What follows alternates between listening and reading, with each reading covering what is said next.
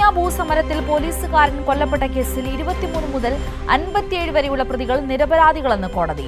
കുറ്റങ്ങൾ സംശയാതീതമായി തെളിയിക്കാൻ കഴിഞ്ഞില്ല. 35 പ്രതികളെ വെറുതെ വിട്ടു. 22 പ്രതികളാണ് കുറ്റക്കാർ. ജോഷിലയുടെ വിവരങ്ങളുമായി. ജോഷില, ഇപ്പോൾ എന്തൊക്കെയാണ് കോടതിയുടെ നിരീക്ഷണങ്ങൾ? കോടതിയുടെ വിധിയുടെ വിശദാംശങ്ങൾ എന്തെല്ലാമാണ്? ആരെയൊക്കെയാണ് കുറ്റക്കാരായി കണ്ടെത്തിയിരിക്കുന്നത്?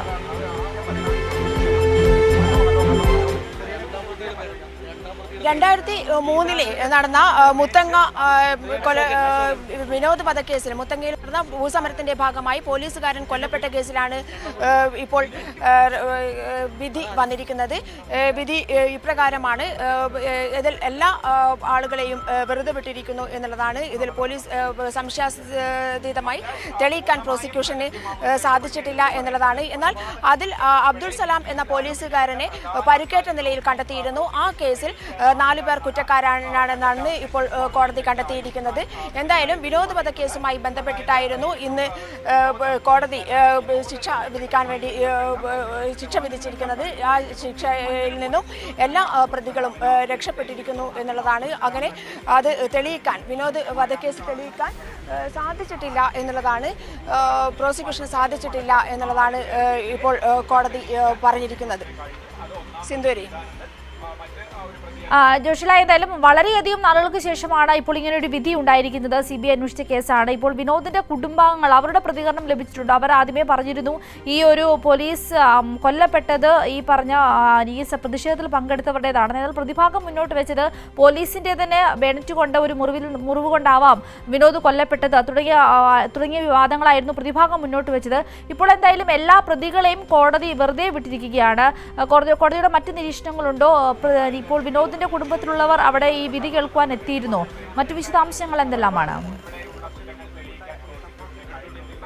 സിന്ധൂരി, വിനോദിന്റെ കുടുംബാംഗങ്ങൾ ഇവിടെ എത്തിയിട്ടില്ല.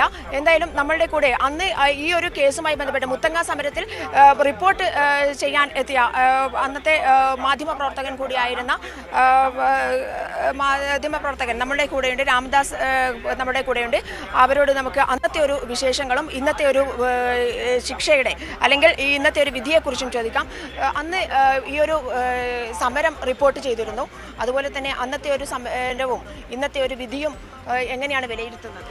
അല്ല, ഇപ്പോൾ നമ്മൾ അറിഞ്ഞിട്ടുള്ള വിവരം വെച്ചിട്ട് യഥാർത്ഥത്തിൽ ഇപ്പോൾ ഈ വിനോദിൻ്റെ ഒരു കേസായി, വിനോദിൻ്റെ മരണവുമായിട്ട് ബന്ധപ്പെട്ടുള്ള ഒരു കേസാണ് ഏറ്റവും പ്രധാനപ്പെട്ടതായിട്ട് വിലയിരുത്തപ്പെട്ടിരുന്നത്. പക്ഷേ അതിൽ ഒരു ശിക്ഷ വിധിക്കാനോ അതിൽ ആ ഒരു കേസിൻ്റെ കാര്യത്തിൽ ഇപ്പോഴും അത് വ്യക്തമായിട്ടില്ല എന്നുള്ള നിലയിലുള്ളൊരു വിവരമാണ് കിട്ടിയിട്ടുള്ളത്. മറിച്ച് ആ കൂട്ടത്തിലുണ്ടായിരുന്ന ബന്ദിയാക്കപ്പെട്ട ഒരു പോലീസുകാരൻ്റെ തട്ടിക്കൊണ്ടുപോകൽ അല്ലെങ്കിൽ പിന്നെ അദ്ദേഹത്തിനുണ്ടായിട്ടുള്ള പ്രശ്നങ്ങൾ ആ ഒരു ഗൂഢാലോചനയിലാണ് ഇപ്പോൾ ഗീതാനന്ദൻ ഉൾപ്പെടെയുള്ള 4 പേർക്ക് ശിക്ഷ ഉണ്ട് എന്നുള്ള രീതിയിലുള്ള ഒരു കണ്ടെത്തൽ നടത്തിയിരിക്കുന്നതാണ് മനസ്സിലായത്.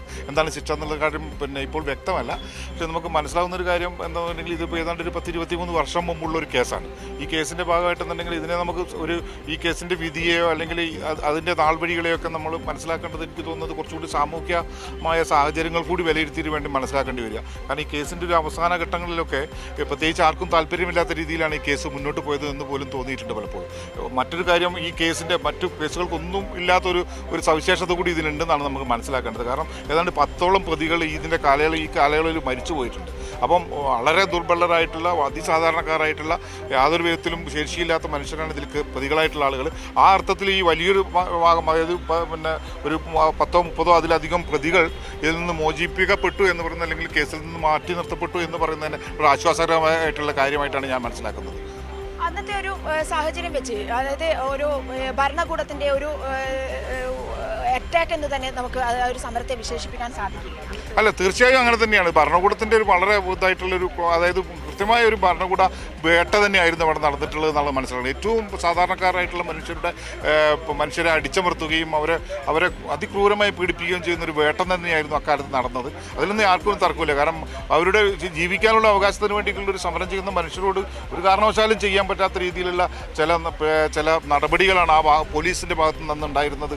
ഭരണകൂടം തന്നെ പിന്നീട് നോക്കാം അതിനുവേണ്ടി അതിൻ്റെ പേരിലൊക്കെ മാപ്പൊക്കെ പറയാൻ തയ്യാറായിരുന്നെങ്കിൽ പോലും ഒരിക്കലും പിന്നെ അതൊന്നും യഥാർത്ഥത്തിൽ മതിയാവില്ല ഈ ഒരു മനുഷ്യരുടെ ത്യാഗവുമായിട്ട് ബന്ധപ്പെട്ട്. പിന്നെ പോലീസുകാരുടെ കൊല എന്ന് പറയുന്ന സത്യത്തിൽ അത് ഭയങ്കര ഖേദകരവും സങ്കടകരവും ഒക്കെയാണ്. പക്ഷേ ഇതൊരു യഥാർത്ഥത്തിൽ അങ്ങനെയാണ്. പോലീസ് എന്നൊക്കെ പറയുന്നത് പലപ്പോഴും ഇത്തരം സംഭവങ്ങളുടെ ഒരു ഇരയാക്കാൻ മാറ്റപ്പെടും. ഭരണകൂടത്തിന്റെ താല്പര്യങ്ങൾക്കനുസരിച്ച് മനുഷ്യർ ഇരയാക്കപ്പെടുന്നു എന്നുള്ളതാണ് ഇന്ന് നമ്മൾ മനസ്സിലാക്കേണ്ട ഒരു കാര്യം.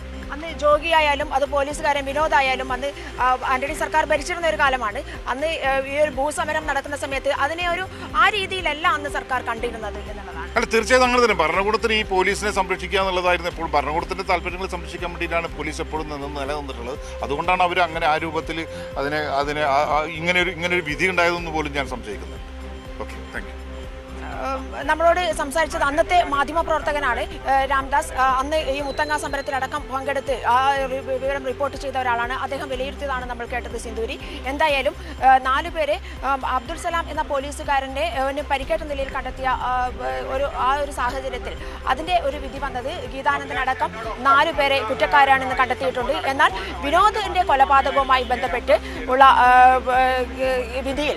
വിധിയിൽ എല്ലാ പ്രതികളെയും വെറുതെ വിട്ടിരിക്കുന്നു എന്നുള്ളത് തന്നെയാണ്. നമുക്കറിയാം അന്നത്തെ രാംദാസ് പറഞ്ഞതുപോലെ തന്നെ അന്നത്തെ ഒരു സാമൂഹ്യ സാഹചര്യം കൂടി പരിഗണിക്കേണ്ടതുണ്ട്. അന്ന് ഭൂമിയില്ലാത്തവർ നടത്തിയ സമരമാണ്, ആദിവാസികൾ നടത്തിയ ഒരു സമരമാണ്. ആ സമരത്തെ സർക്കാർ എങ്ങനെ നേരിട്ടു എന്നുള്ളത് അടക്കം വിലയിരുത്തപ്പെടേണ്ട ഒരു സാഹചര്യം കൂടിയാണ്. അന്ന് പോലീസിനെ ഉപയോഗിച്ച് ഭരണകൂട ഭീകരത എന്ന് തന്നെ നമുക്ക് വിശേഷിപ്പിക്കാവുന്ന ഒരു കാര്യം കൂടിയാണ്. അന്ന് പോലീസിനെ ഉപയോഗിച്ച് ആദിവാസി സമരത്തെ അടിച്ചമർത്താൻ ശ്രമിക്കുന്നു. ആദിവാസികൾ അമ്പും വില്ലും വടികളും ഉപയോഗിച്ച് പോലീസിനെ നേരിടുന്നു. അതേസമയം ഗ്രനേഡ് അടക്കം വെടിയുണ്ടകളടക്കം ഉതിർത്തുകൊണ്ട് പോലീസ് ഈ ഒരു സമരത്തെ നേരിടുന്നു. അങ്ങനെ നടന്ന ഒരു സംഘട്ടനത്തിനിടയിലാണ് കെ വി വിനോദ് എന്ന പോലീസുകാരൻ കൊല്ലപ്പെടുന്നത്. അത് തെളിയിക്കാൻ കൊന്നതാണോ എന്നുള്ളത് കാര്യം സംശയാസ്പദമായി തെളിയിക്കാൻ പ്രോസിക്യൂഷന് സാധിച്ചിട്ടില്ല എന്നുള്ളത് തന്നെയാണ് ഇന്ന് കോടതി വിലയിരുത്തിയത്. എന്തായാലും ആ പ്രതികളെയെല്ലാം വെറുതെ വിട്ടിരിക്കുന്നു എന്നുള്ളതാണ്. ഇതിൽ 57 പ്രതികളാണ് ഉണ്ടായിരുന്നത്. 15 പേർ ഈ ഒരു കാലഘട്ടത്തിൽ ഈ കേസ് നടക്കുന്ന ഒരു കാലഘട്ടത്തിൽ മരണപ്പെട്ടിരുന്നു. അതുകൂടാതെ ഒരാൾ അബ്സ്കോണ്ട് ആയിരുന്നു. അങ്ങനെ 16 പ്രതികളെ ഇന്ന് കോടതിയിൽ ഹാജരായിട്ടില്ല. എന്തായാലും മറ്റ് ജീവിച്ചിരിക്കുന്ന എല്ലാ പ്രതികളെയും വെറുതെ വിട്ടിരിക്കുന്നു എന്നുള്ളത് തന്നെയാണ് വിനോദിന്റെ കൊലപാതകവുമായി ബന്ധപ്പെട്ട് ഇപ്പോൾ കോടതി വിധിച്ചിരിക്കുന്നത്. സിന്ദൂരി.